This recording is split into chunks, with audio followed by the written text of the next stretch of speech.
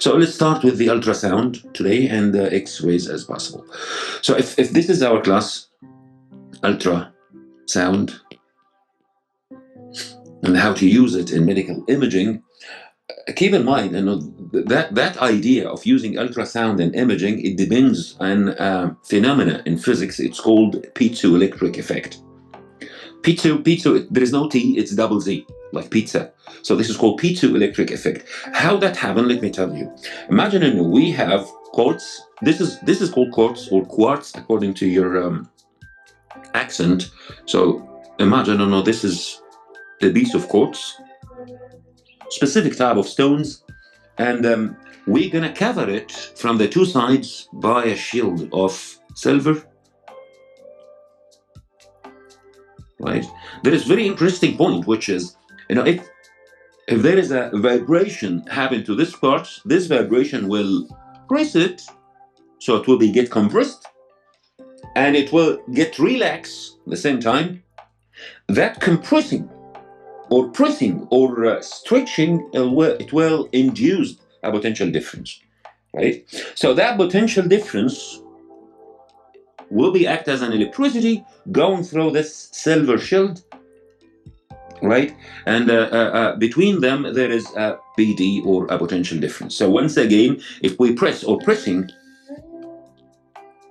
or stretching any one of them,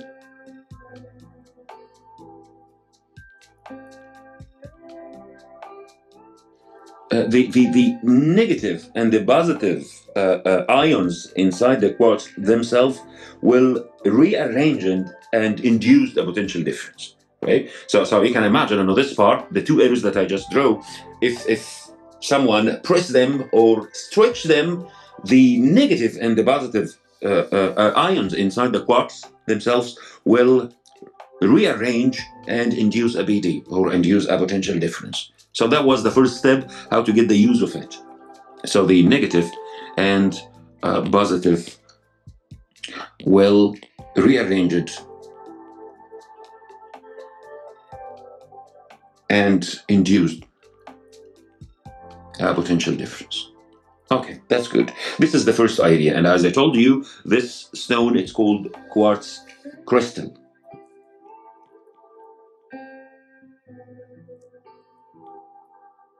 Okay, fine. And that cover, it's silver. So this coat here, it's made of silver. And it should be, silver is metal, so it should be conductor. So silver and it's conductor. Mister? Mm-hmm. Can you repeat again, what does a quartz crystal do? Just by pressing or stretching them, like when I press it, so the new level of it will become here, and in that side this is pressing, and if I stretch them, they're gonna stretch out like in red this way. Pressing or stretching them, it will arrange the negative and positive ions inside it and make them induce a potential difference. This is one of the physical phenomena happens to that stone or that crystal. Once when you press it or stretch it, you make a pressure, positive or negative, over it, actually the ions inside it will be rearranged to form two pools as a battery. Yani we can say the positive charge will be rearranged in that side and the negative charge will rearrange in that side. So between these two sides, due to the pressing or stretching, we will have a potential difference. Right? This is exactly what happens in that quartz crystal. Right? As I wrote here, the explanation of pressing or stretching, the negative and positive ions will rearrange it and induce a potential difference. Right? Now imagine, I'm gonna send some waves. Like if we have some waves will fall over this quartz, and this wave looks like a sound wave. So the sound wave itself will stretch it or press it, because the sound itself, it's caused by compressions and rarefactions. These compressions and rarefactions in sound will press over the quartz or relax it, and in both these cases, there is a potential difference will produce. So I can write here, the sound waves continue or coming through air itself, it could cause pressing over the crystal, and that sound waves, once when it press over the crystal, because of the compressions and rarefactions, there is a potential difference produced. So there is an electricity well produced. So let me write that down even here. One of the facts, the sound wave, when it vibrate, or we can say that can vibrate the quartz or the crystal,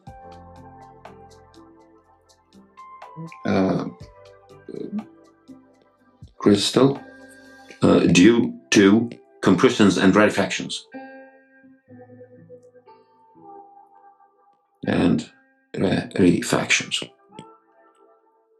We know any sound consists of compressions and rarefactions, some high pressure areas and some low pressure areas. This high pressure and low pressure will vibrate the quartz itself, and once when this quartz vibrate, there is a potential difference produced. That was the first idea that I want you to understand. The other idea is the opposite way could happen. If we fed a potential difference to the quartz, there is a sound produced. Once again, we have a stone or crystal. This crystal made of a specific material, it's called quartz. Once when you speak, so that voice will travel through air. The air will vibrate, so the quartz surface will vibrate. When the quartz surface vibrate, that means we have a compressions and rarefactions happen over the quartz, and that means the ions in the quartz itself will be rearranged, positives in a side and negatives in a side, and that induced a potential difference. And in the same moment, the opposite could happen. If you fed electricity to the quartz, if you give electricity to the quartz, if you make a potential difference across it, there is a sound well produced. So we have a process, and the opposite of that process could both happen for the quartz itself. If a sound received, there is a potential difference produced. If a potential difference received, there is a sound produced. Right? So we have two waves here. I can express that even in another figure, like if we have the same quartz here, let me copy it. I draw it in blue. Like if this is the same quartz that presents there, and again the silver coat from the two sides, which is conductor or good conductor, and again the same two wires, right now the potential difference will be given. I mean, the electricity, if you observe the direction of the air, will be different. And depending on this, there is a sound will be coming out. Right? This is the idea that I want you to understand when it comes to this idea. But remember, once again, we have two processes.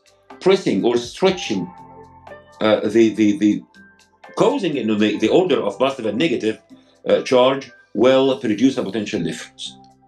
Once again, from the second figure, now when I fed a potential difference, there is a sound well produced in the air.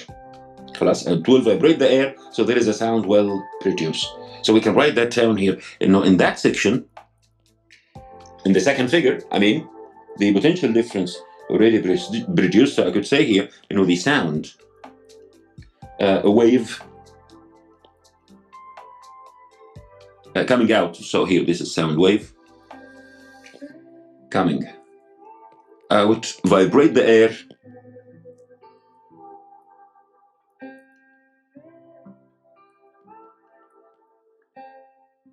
to travel the sound or to transfer that sound.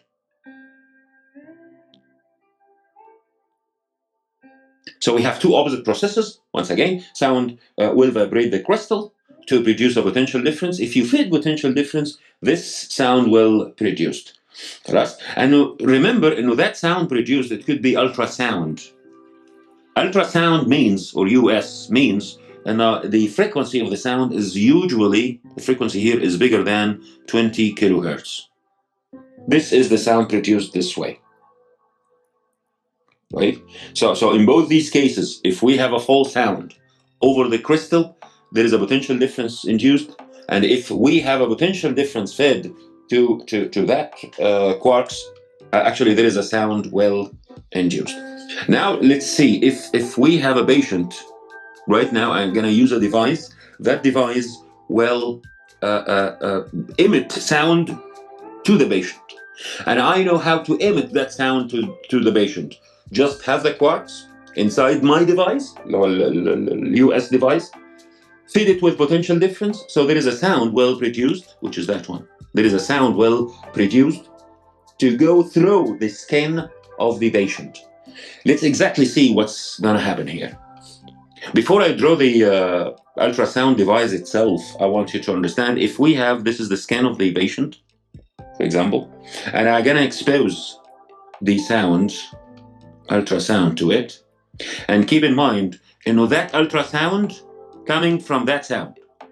So here I have my device. I'm going to send some electricity to the crystal inside the device. Then depending on that, the crystal will emit sound from that type, which is ultrasound. So the ultrasound will coming out and will go through the skin of the patient. So let's understand something. Once when the sound reaches to the skin of the patient, because it has a very high frequency, so it has a very high energy, part of the sound, as usual, when it travels from medium to another medium, will refract. So part of the sound will go through the skin after refraction. And for sure, part of it will get reflected back. So I can say if I drawn at the normal, as we did in O-level, if this is the normal, which the parallel line with the boundary, I can find many angles here. And for example, this angle is the incident angle, and that angle is the refracted angle, and this angle, a reflected angle, and this angle is the refracted one. And to be honest, what do you think if we call this angle transmitted angle?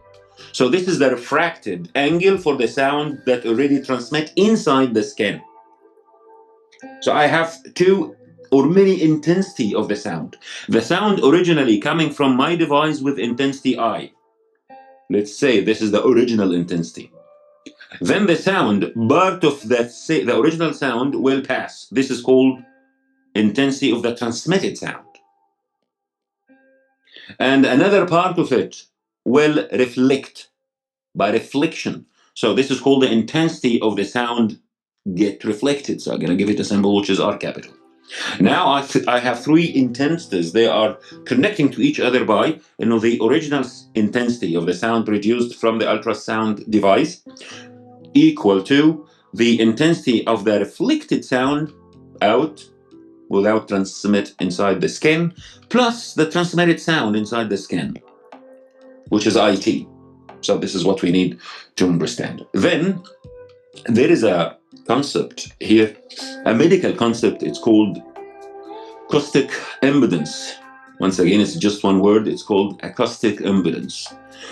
The meaning of the acoustic impedance, let me write that here, means we have something called acoustic impedance, which is Z, I read the name right now, equal to, and this is very interesting, rho multiplied by C. We know in physics using C means the speed. And sometimes we used it in very wide range. It's the speed of sound, speed of light. So see here, it's not the speed of light, it's the speed of sound on the medium, like in my skin or in the gel that the doctor should put some gel, and we will know why in Hawaii.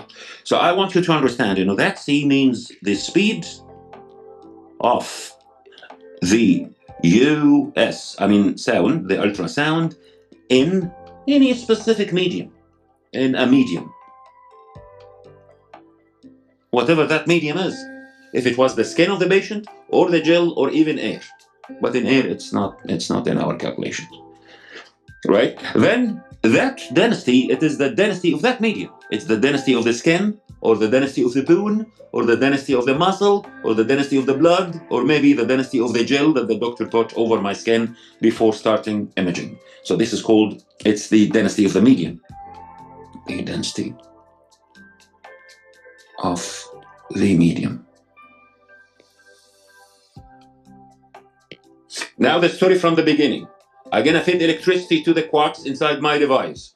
Depending on that, the device will send some ultrasound.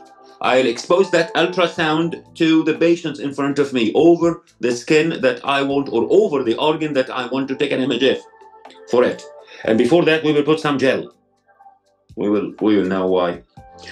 Before that, we put some gel, then put the device over the organ that we need to take an image for.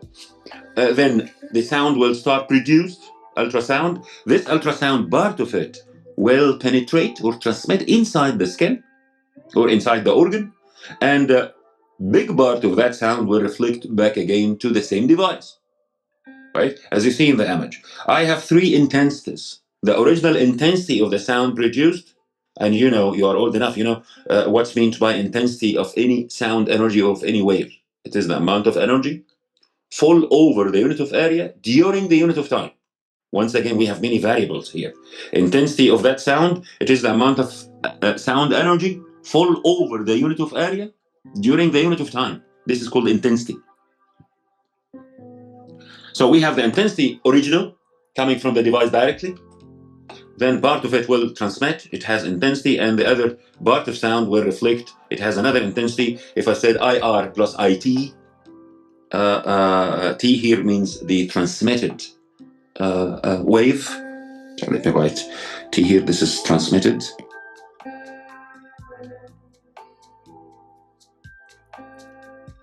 Wave intensity.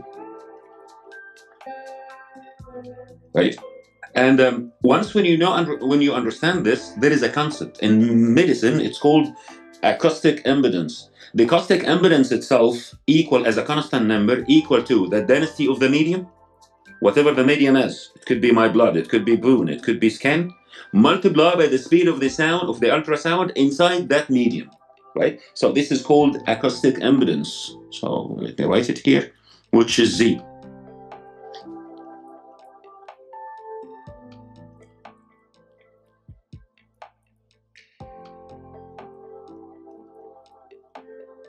The acoustic impedance itself, it has a symbol which is Z here.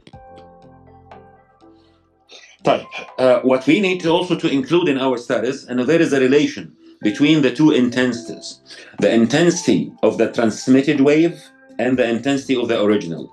Forget about the refracted one, right? So, or I can take the law for the refracted intensity and the intensity original.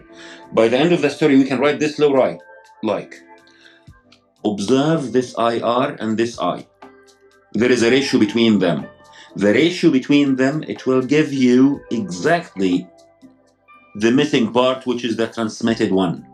So depending on this, in medical physics, they write, the ratio between IR divided by I, the original, it could be.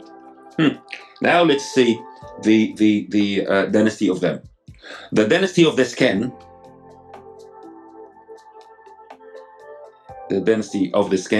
minus the density of the layer before the skin, which is the gel, minus 1. Right? So here, if I go back, we have two mediums. The first, the medium of the skin, it's Z2, and here we have Z1. Keep in mind, Z1 is not air. It's the gel that I'm going to tell you about. Right? So I'm going to say here the acoustic impedance of the skin of the patient minus the acoustic impedance of the gel, all square, divided by, I'm going to repeat it again, but using plus. So Z2 plus Z1 all square. If once again, this law means IR divided by I, it means the intensity of the reflected sound divided by the original sound, intensity of the original sound, equal to rho C, Z, for my skin, minus rho Z for the gel, all square, divided by rho C for my skin again, plus rho C for the gel. Since Z equal rho C, as we mentioned. Rho is the density of the skin, and C is the speed of the sound inside that skin, and all square. That will give you some number without measuring unit. It has a title which is the intensity of the reflection coefficient. So this is called intensity of reflection because we are using IR here, which is that one. So this is called the intensity of the reflection coefficient. So I'm going to write the name. That will give you the intensity of the friction, reflection, the intensity of the reflection coefficient.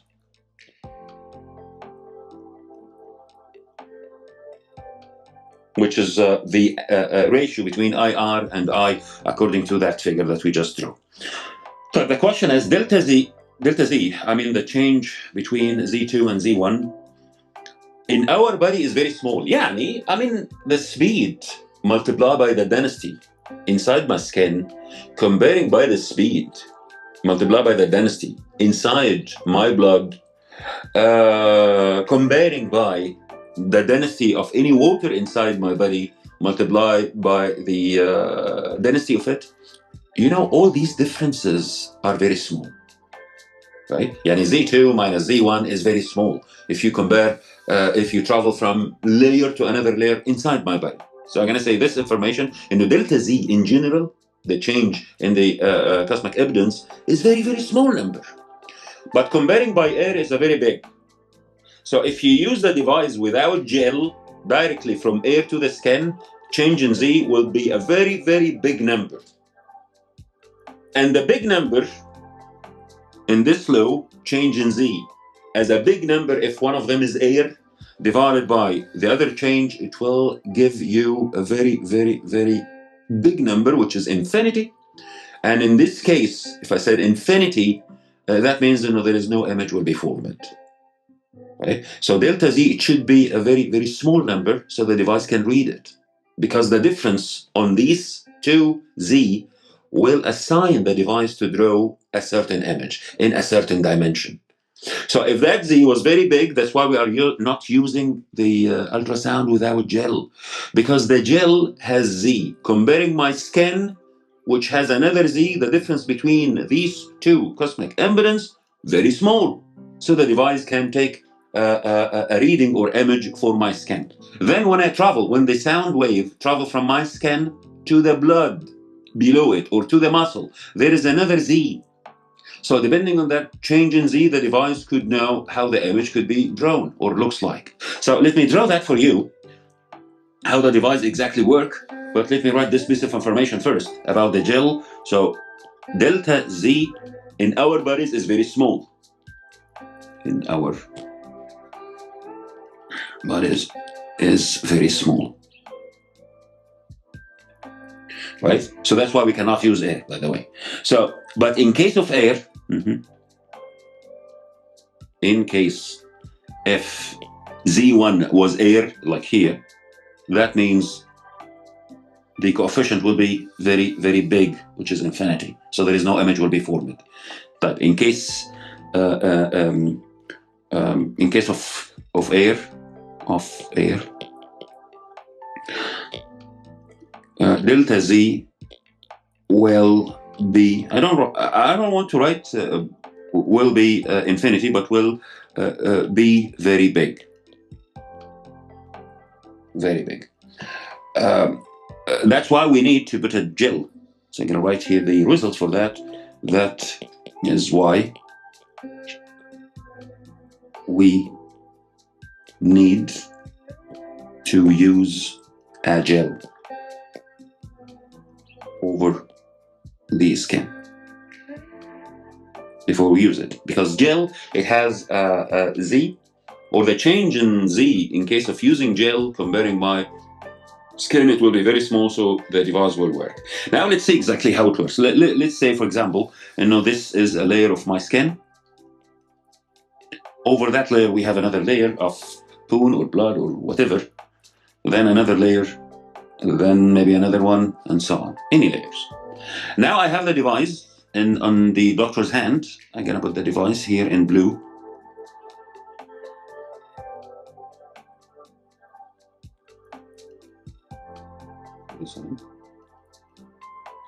Okay, this is the device.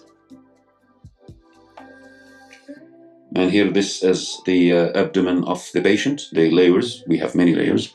And because of this, we have some gel, should be there.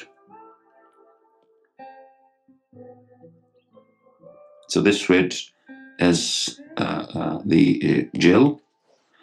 And this device, inside it, from the beginning, we have the quarks.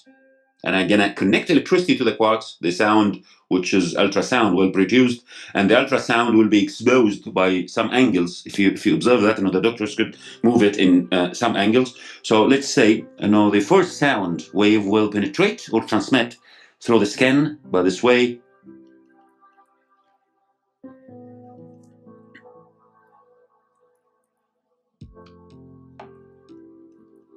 Then once, when it travels from layer to another layer, it could refract again. But once, when it refracts, there is another part where reflect, as we drew previously. Then, once when it reaches to the second layer, it could refract for the third time here, and part of it will get reflect back. The part will reflect back this way. Right? And so on. Well, there's this part, before it penetrates, it will reflect, and so on. So we have here exactly some layers, so the sound will go from layer to another, and during this process, it could refract, and by refraction, we have also reflection. And in this part, the sound is getting back to the device. The sound, when it's getting back to the device, it will reach to the crystal back again. So if the sound reach back to the quartz, there is a potential difference induced, as we mentioned. That potential difference induced, it has a specific frequency. Yani, for example, the first sound, which is that one, now think about the image, this one reach first.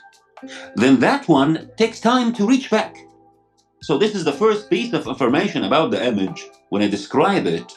And there is a thickness. That thickness could be detected according to the difference in time between the first sound and the second sound when it reaches. So it takes a little time. That little time, it tells the device how thick that layer of skin. Right? So this is how it goes. So I'm going to write here, the sound gets back in different time. The sound gets back in different time. And that different time, it depends on the thickness of the layer of the skin or of whatever the organ. Right? This is what I want to tell you. Each one of here, it's called boundary. And depending on the thickness of the boundary itself, the sound will get back in a different time. And depending on this, there is an image in 3 dimensions will be formed. So an image in 3 dimensions will be formed. Up to this moment, any question, Eulette? I know it's annoying, but it's interesting. To know exactly how this device works from the beginning. Now, I'll tell you the story in just a little paragraph.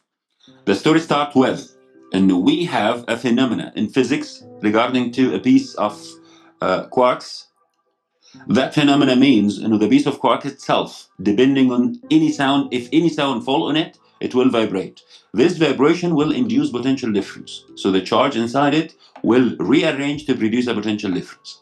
And in the same moment, if the quarks receive the potential difference, there is a sound will produce on it.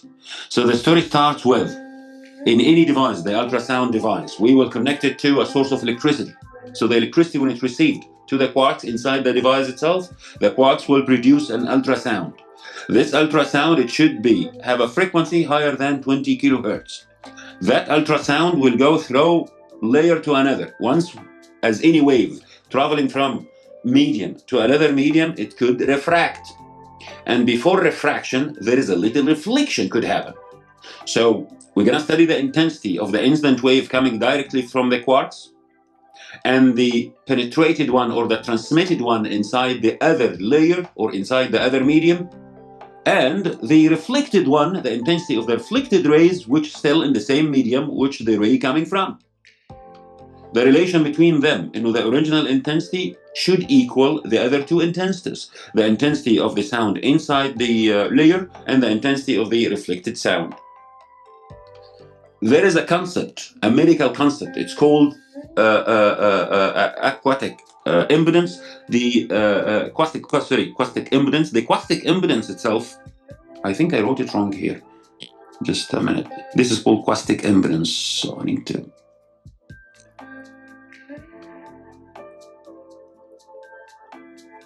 Yeah, OU.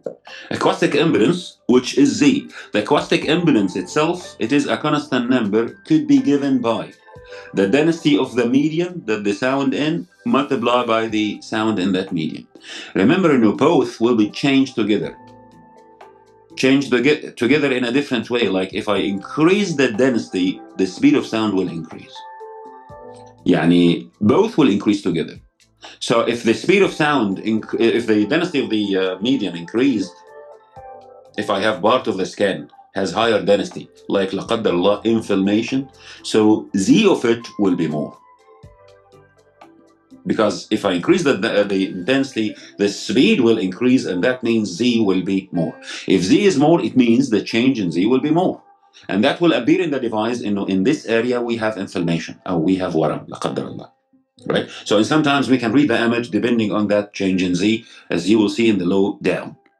So that low means the ratio between the intensity of the reflected sound over the intensity of the passing sound, of the original sound, could be given by this relation. Z2 minus Z1. Remember, in Z2, it is the density of the layer of the skin, for example, or of the patient, of the organ. Whatever the layer is, but it's inside the patient. Minus Z1, usually Z1, we are using a specific type of gel. It has its own Z. Not any gel can be used here. Then all square divided by, again, the density. So at least Z1, this is for the first layer. Then after that, we have many Z for many lower layers. Then Z2 plus Z1 all square. That ratio, it has a title which is the intensity of the reflection coefficient, right? So through that image, we can draw the exact process which happened. And gel here could be used to just make Z small enough, not like air, because Z for air, it's very, very high, right? So that's why we cannot use it. Because the speed of sound in air, it's a little high comparing by the density of air. So anyway, so delta Z here in our bodies is very small. In case of air, if we are using air, so delta Z will be very big. Right. The story starts with, if we put the device over the skin with little gel, so the device will send a sound. The sound will go through the gel, then through the first layer, then the second layer, then the third layer, and so on. By transferring from each layer to another, there is a sound will reflect. I know the incident sound, and I receive the reflected back sound. Through this two rays, I can draw a clear image for what's inside. Depending on, for example, one of them, the thickness of the layer itself, it could be, there is a difference in time between these two reflected sounds. That difference in time, it gives you an idea about that thickness, and so on for the rest. So through this, the computer will translate this receiving back sound, and change it into an image. Yes, this is exactly what happens when it comes to the ultrasound. Mr. Yep. Oh, in the beginning, why did we put silver around the quartz thing? Mainly in order to get the electricity out of the quartz, or to feed it with electricity, you need to use the face to make sure that the charge will be clearly fill this area. This is, for example, if without silver, the charge will be deal with just the exit of the wire and the entrance of the wire, right? Just to distribute the charge over the surface, best. And also to reduce the resistance. The Z constant صح لكل حاجة. It's like always constant. It's always constant, but it depends on the medium speed يعني. and the density. Yes, it depends on the speed in that medium. Yeah, for example, if we have this gel for the hospital, the gel itself over the bottle written what's its acoustic impedance, Z. It's written, labeled in the bottle. And not all the gel can work for all devices. So it depends on the design of the device itself. Thank you. Okay. So once again, this silver is just to reduce the resistance and make the charge distributed over the whole surface, to make it easy to transfer the electricity out if there is a sound received. And I'll take the electricity out to the computer to analyze it and draw the image. Or if there is an electricity in, to produce the ultrasound to make it get inside the scan patient or the patient scan. That's خلاص. Okay, this is how it goes when it comes to the ultrasound. I give you 5 minutes rest right now. We're gonna pray Maghrib. I think I'm not sure if it. We 3 minutes for the Maghrib. We'll pray Maghrib, then we'll back to X-rays. X-ray. As we mentioned here in US or ultrasound, how the ultrasound produced and how it received back to form the image. We're gonna do the same in X-rays, but there is some little details, since the sound is totally different than the light, including the high frequency light, which is X-rays. This is one of the high frequencies that we have. Let me put the glasses. Right, in X-rays, how it could produce. In the device of the X-ray itself, in any hospital, we have 2 ways to produce the X-rays, and both of them working together to produce that X-rays that we need. And also there is some conditions to make it more safe for the people. These people, like the patients itself, to reduce as minimum the dose that could be kept inside the abdomen or inside the patient. We have some conditions I'm going to tell you about. So, for example, to produce X-rays which require to take this image, we need, let's say, we need a source of potential difference, source of DC, should be high voltage. And in that section, we will attach a metallic part. This metallic part attach it to the positive pole of the source.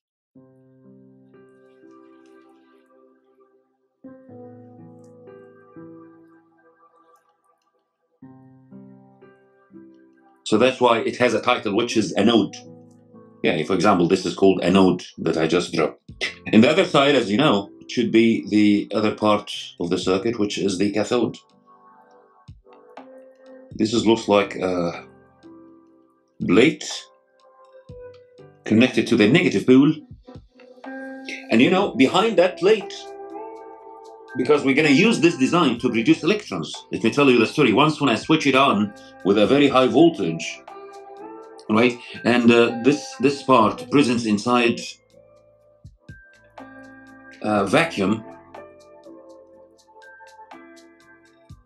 So I'll leave a little window here. So we have a window over there, down. So this just looks like a window. I don't want to disturb it. This is just like a window. And inside that room, we have a vacuum. Right? Once when we switch it on, due to the high potential difference, it could work as a cathode ray oscilloscope. There is some electrons will be jump directly from the cathode towards the anode. Like I can infer that some electrons will travel in that direction. Right? So this is the pathway. Because this part already has been charged with negative, and that part already has been charged with positive. So a vacuum, and also we could help the electrons to be more excited by put a heater in that section. So here we have heater. That heater will heat the cathode. So let me write the details. So this is anode, and here we have cathode. And by heating the cathode itself, the electrons on it becomes more exciting. And once when it reaches to enough energy to jump, it will escape from the cathode towards the anode. Once when it reaches to the anode itself, we observe something which is very, we are talking about it right now, which is, some X-rays will be jumping out. So here we have some X-rays coming from that metal. And to be honest, not any metal could work this way. So this is called X-rays coming out. X-rays. That metal, which we used it to make the anode, it should be tungsten. In the periodic table, this is tungsten. Actually, tungsten here, it has some benefits or some properties, which is it has a very high boiling point and a very high melting point. That's why the anode, even if it gets hot, it will stay solid, right? So this is called the anode, which made of tungsten. The symbol of tungsten is W in the periodic table, right? This is exactly what happens. So the first way to produce X-rays, we have this design, and let me tell you exactly what's going to happen. Imagine, this is the atom of the tungsten. This is the nucleus. Inside the nucleus, we have 74 protons. You can check in the periodic table. I couldn't remember, but anyway, this is 74 protons, I'm sure. And exactly what happens inside this vacuum room, there is an electron will be jump and travel in that direction. This electron is hot and under the effect of attraction to the positive and repulsion with the negative. And once when it becomes closer to the nucleus of the tungsten on the surface of the anode, as we mentioned, the 74 protons already positive. So there is a normal attraction could happen between the electrons and the 74 protons. And that means, the electrons will get attracted a little towards that. Once when it gets outside the field, it will go through straight line. So these are the electrons. Once when we accelerate the electron, when we accelerate it to change its direction, and this looks like acceleration to change the direction, we observe, some X-rays will be coming out.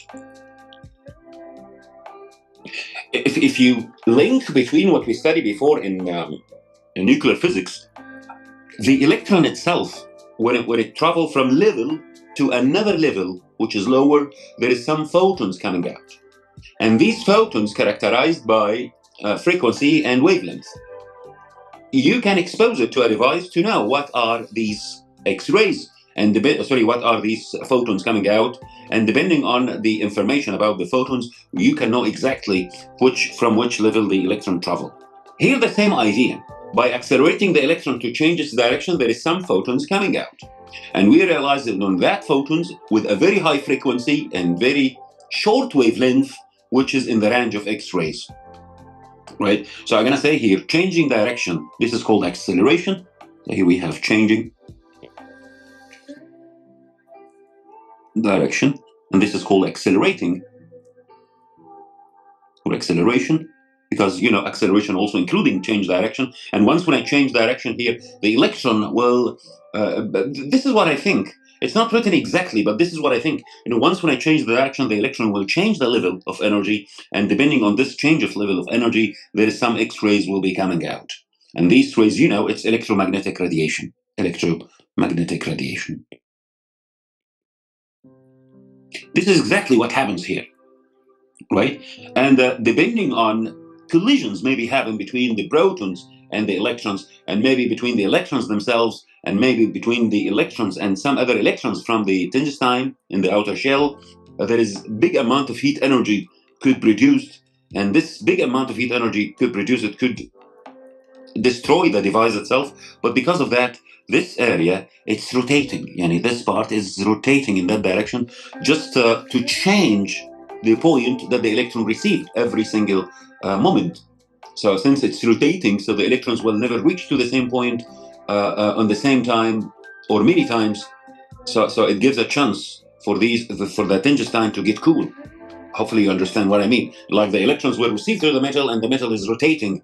So that's why the next electron will reach to another part of the metal, then the next electron will reach to another part of the metal, since the metal is rotating. So it gives a chance for the metal to get cool and not get that much high temperature, right? So that's why here we have some rotation continue once when we switch on the X-ray device. And this rotation to give a chance for the metal or for the tungsten to get cool, because these collisions produce a big amount of heat energy, right? And we know that this is X-rays, depending on that photons coming out, we can detect its frequency or its wavelength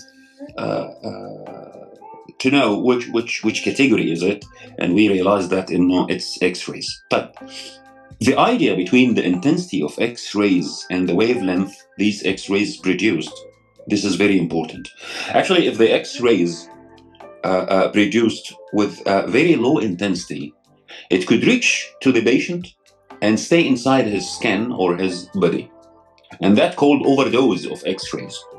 We need this X-rays to penetrate the patient's body, then back to the other side, or go through the patient's skin, then pass to the other side. And to guarantee this, let me show you exactly something that's interesting in this point, which is, imagine the intensity of the X-rays coming from the device could be shown in this graph. Like, this is the intensity of X-rays. That intensity will increase to the same limit if we have this line right now represent wavelength and frequency. So I can say, in that direction, the wavelength is increasing, and that means, in that direction, the frequency is increasing, because, the speed is constant for any electromagnetic waves, including X-rays. So if you go to the left, according to the graph, if you go to the left, the frequency is increasing, very high frequencies. And if you go to the right, it gives you the wavelength. So we start in a certain frequency coming, there is no intensity. The intensity is almost zero. Once when we increase the wavelength and decrease the frequency a little, there is the graph will be like, the intensity will increase, then back again. So once again here, this is the intensity of the X-rays. So you can expect, when you go here, the intensity in that section for a very high frequency. Here we have very high frequency, and depending on that, here we have high energy. But in the other section, in that section, we have very long wavelength, very low frequency, and the frequency depending on the energy. So again, we have very low energy. The problem, and usually we have, or we need high energy to penetrate from the device to the patient, because if it was low energy, that means it could pass to the patient itself and stop inside his body, and this is called overdose of X-rays. Maybe, according to the last search, it could cause some diseases, like the abnormal growth for cells, which we know it as cancer. So the idea of this, we need high energy. The high energy, it guarantees, the X-rays, when it get inside the patient's abdomen with a high energy, it could pass to the other side, reach to a photographic plate to draw the image. I'll tell you how in a while, but I'm just letting you know. One more thing I want you to understand, which is, and sometimes that happens. Think about it. And sometimes, if this is the proton again, the protons, which are 74, we said protons. Around these protons, we have some energy levels. Imagine this is the first energy. We have many energy levels. This is the first one, and this is the second one, and maybe this is the third one. Look what could happen. Now I have the electron coming from the cathode. So these are the electron coming from the cathode in that image, which is that part here. So the electron is coming, but I enlarge the image to make you see it. What really happened, once when the electron reach even some electrons could pass away from the protons, or maybe close, and there is change in direction. But I don't care about the change in direction here, because we have another situation, which is, they could collide with an electron. This is one of the options, with an already electrons there, right? So the red electron, it's related to the atom of the tungsten. The electrons already there, and the electrons are rotating, looks like a cloud around the proton itself. Once when the electron, which coming from the cathode, collided, this is very, very, very rare, properly, could happen, but it happens. It happens. Yani by the big number of electrons and these stuff, it could happen. So once when they collide, the two electrons will move in that way, like this one will move in that direction, and the original one will move in that direction. Anyway, we have a space here. This part becomes without electrons. And in this case, there is what we called in physics, there is a negative pressure could happen, and that negative pressure will take another electron from its level to come back to fill this place, because we cannot fill any energy level, and the previous one, it's not fully with electrons. And depending on this idea, if that electrons come back again from higher level to lower level, as you see, you know what happens. Actually, there is some photons will be coming out. These photons, again, it's X-rays.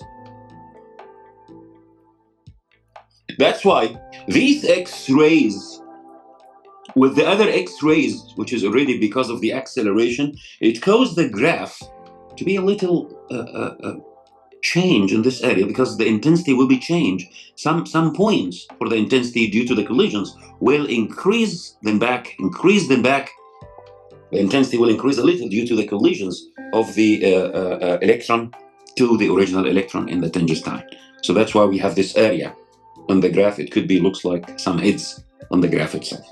By any means, we need to take the high energy. So that's why we need to take this part to produce X-rays only. So we will go back to the device and we will cover it. How can I draw the cover?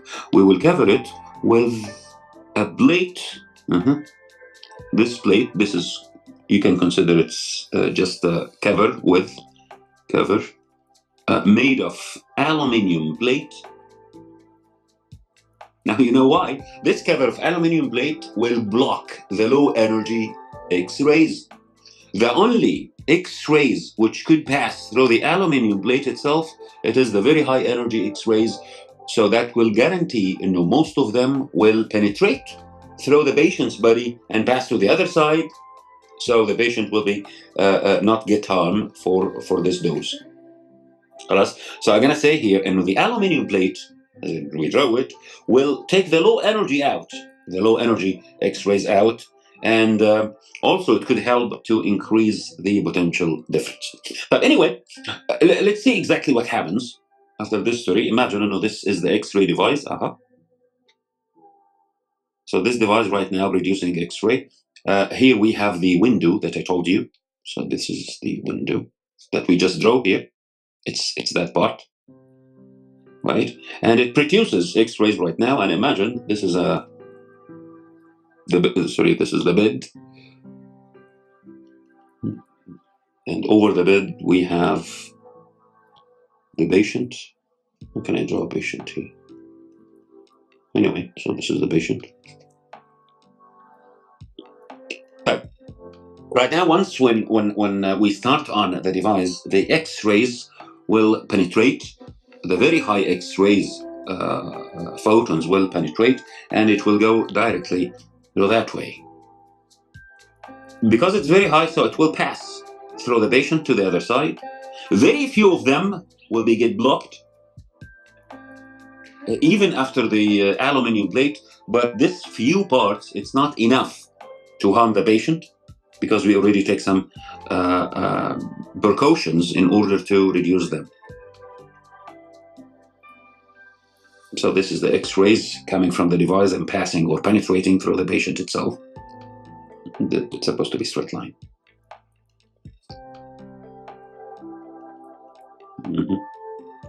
Then below the bed, we have a plate.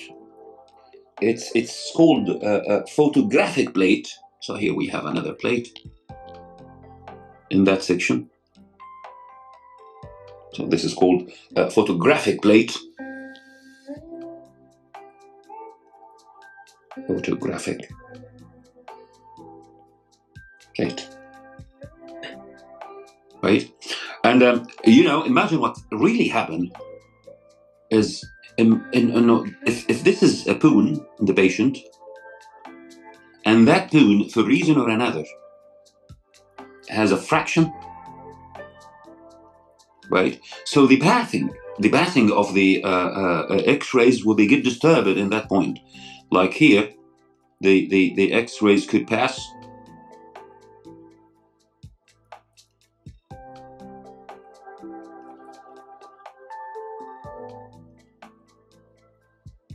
Before it gets inside the patient, it has an intensity or energy.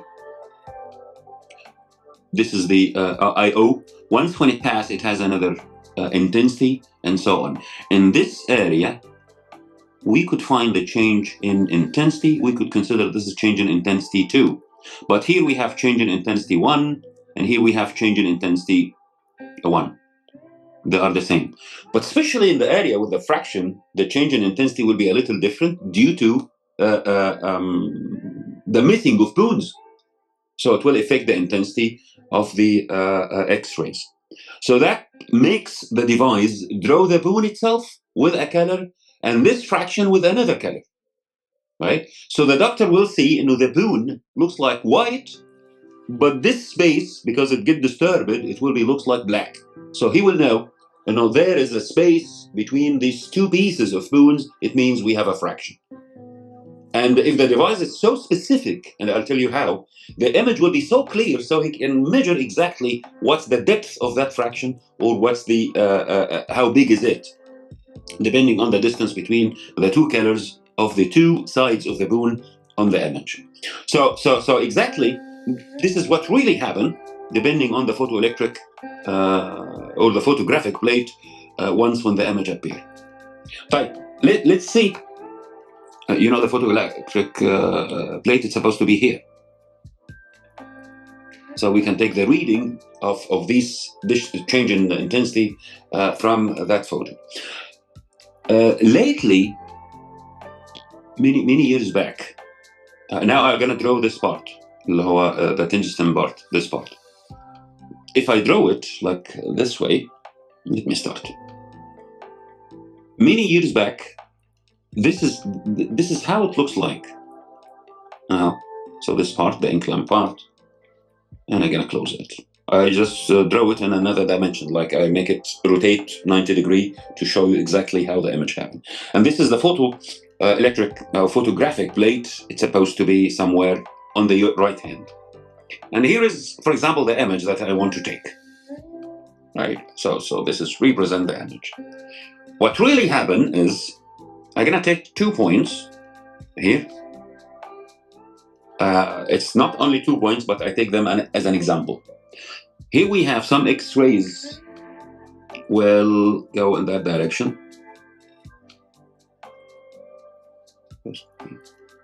Yes, so this is the first X-ray. And from the same source, we have this part. That's great. So I'm expecting, here we have X-rays with a specific intensity. And here we have the same intensity, but the intensity here are missing, are different, right? The same idea, if you take another line, like here, so I could pass this way, and this way. Let's see.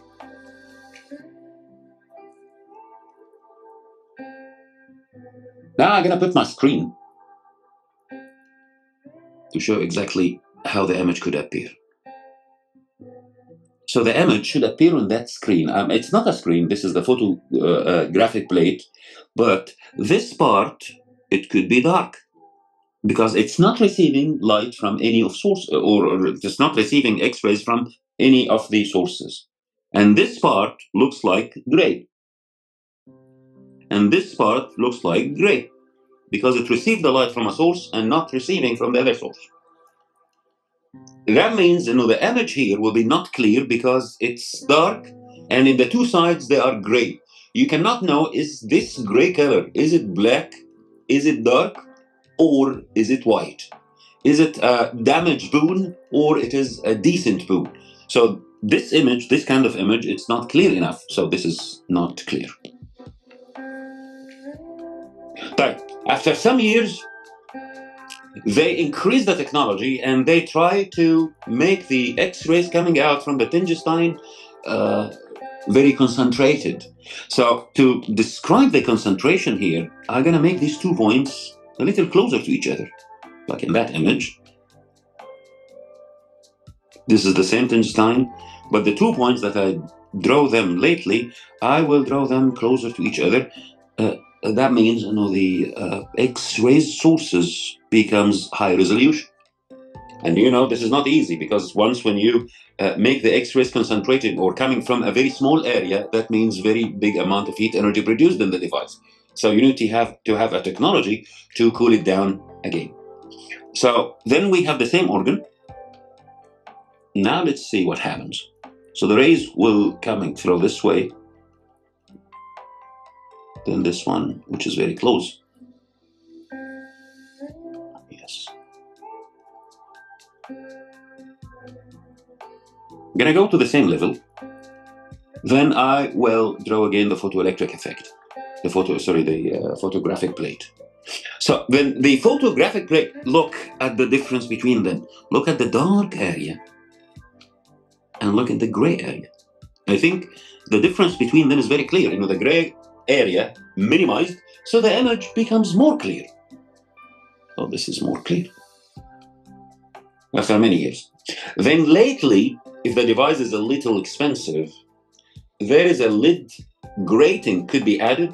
This lid grating will remove the X-rays from these parts, like here and here. How it happens? Let's see. I will cover the same image since I have this option. Then I'll add the gradient, the grating. Then let's see what's the rule of that grating. So it's the same image. In this part, I'm gonna redraw it again.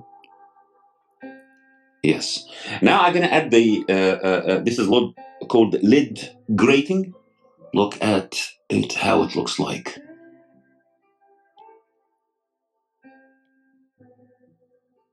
This is net made of lead. So this is called lid grating.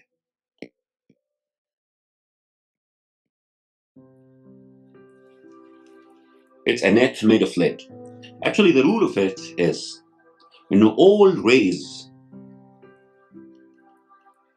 even if I draw all the rays like, all